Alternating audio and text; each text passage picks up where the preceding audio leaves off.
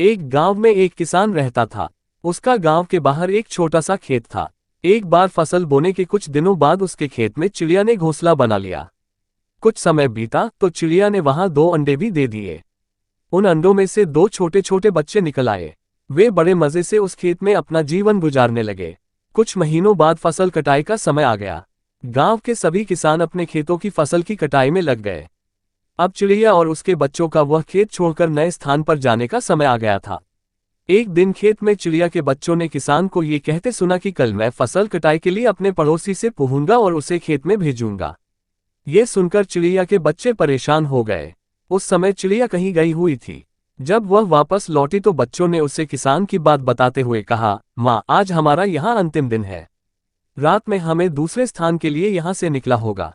चिड़िया ने उत्तर दिया, इतनी जल्दी नहीं बच्चों, मुझे नहीं लगता कि कल खेत में फसल की कटाई होगी। चिड़िया की कही बात सही साबित हुई। दूसरे दिन किसान का पड़ोसी खेत में नहीं आया और फसल की कटाई न हो सकी। शाम को किसान खेत में आया और खेत को जैसे का तैसा देख बुदबुदाने लगा कि ये पड़ोसी तो नहीं आया। ऐसा करता हूं, कल अपने किसी रिश्तेदार को भेज देता हूं। चिड़िया के बच्चों ने फिर से किसान की बात सुन ली और परेशान हो गए। जब चिड़िया को उन्होंने ये बात बताई तो वह बोली, तुम लोग चिंता मत करो, आज रात हमें जाने की जरूरत नहीं है। मुझे नहीं लगता कि किसान का रिश्तेदार आएगा। ठीक ऐसा ही हुआ और किसान का रिश्तेदार अगले दिन खेत नहीं पहुंचा। चिड़िया के बच्चे हैरान थे कि उनकी माँ की हर बात सही हो रही है। अगली शाम किसान जब खेत आया तो खेत की वही स्थिति देख बुदबुदाने लगा कि ये लोग तो कहने के बाद भी कटाई के लिए आते नहीं है। कल मैं खुद आकर फसल की कटाई शुरू करूंगा। चिड़िया के बच्चों ने किसान की ये बात भी सुन ली। अपनी माँ को जब उन्होंने ये बताया तो वह बोली, बच्चों, अब समय आ गया है ये खेत छोड़ने का। हम आज रात ही ये खेत छोड़कर दूसरी जगह चले जाएंगे। दोनों बच्चे हैरान थे कि इस बार ऐसा क्या है जो माँ खेत छोड़ने को तैयार है। उन्होंने पूछा तो चिड़िया बोली, बच्चों, पिछली 2 बार किसान कटाई के लिए दूसरों पर निर्भर था।